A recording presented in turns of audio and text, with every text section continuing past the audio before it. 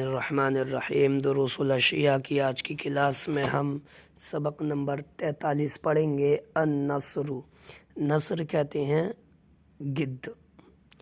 النسر من الطیور الجارحۃ، نسر یعنی گدھ مجروح کرنے والے، زخمی کرنے والے پرندوں میں سے ہے اس کا شمار، اور وہ ایک زخمی کرنے والا پرندہ ہے، چیڑ پھاڑ کرنے والا اور نوچ کر کھانے والا پرندہ ہے۔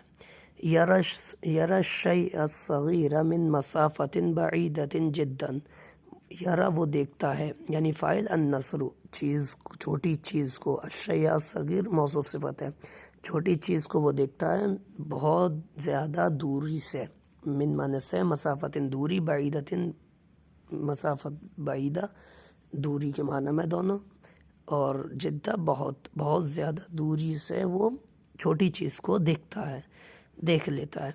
وَيَعِيشُ أَكْثَرَ مِن 100 سَنَةٍ، معنی اور یعیش معنی وہ زندگی گزارتا ہے، اکثر معنی زیادہ، من معنی سے، 100 معنی 100، سنت معنی سال، وہ 100 سال سے زیادہ زندگی گزارتا ہے، یعنی اس کی عمر 100 سال سے زیادہ ہوتی ہے۔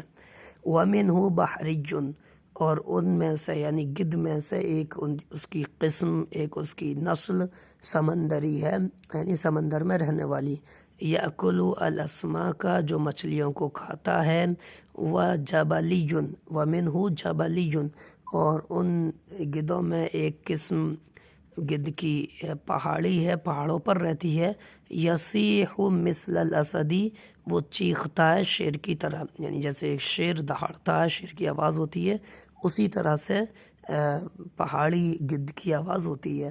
تو یہ سبق نمبر 43 ہے، اس کو سمجھ لیں۔ السلام علیکم ورحمۃ اللہ وبرکاتہ۔